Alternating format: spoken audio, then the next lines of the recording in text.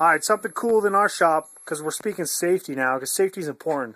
You want to mitigate that risk, because when you're 40 years old and you can't hear your kids because you didn't wear ear protection and you're dying of some crazy cancer because you sucked in all this Kydex fumes, you know, you're going to want to think you're going to want one of these shop vacs.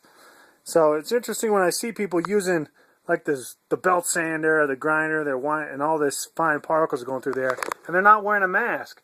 And then I'm thinking, damn, man, why aren't you wearing a mask? And then 5 minutes later, you see him smoking cigarettes. You're like, oh, duh. So we got our shop vac hooked up over here. There's the hose. So we'll run the hose. And we're thinking about getting a big piece of pipe. Except our space isn't too big. Big piece of pipe. And then running hoses to each of the machine. But right now, we just hook it in. It works good. So hook it right into the power tools. Right? And it's going to keep your work area a lot more clean. And suck all that junk out of the air so you're not breathing it. Still, though, you should make sure you wear iPro. And then we created a box here. So this is something we picked up. It's by Oneida Systems.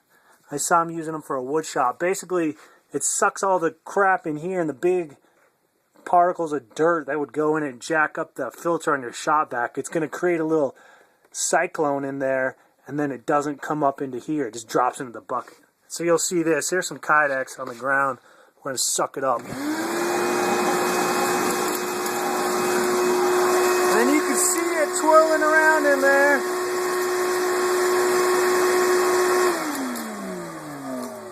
And then it falls down in the bucket.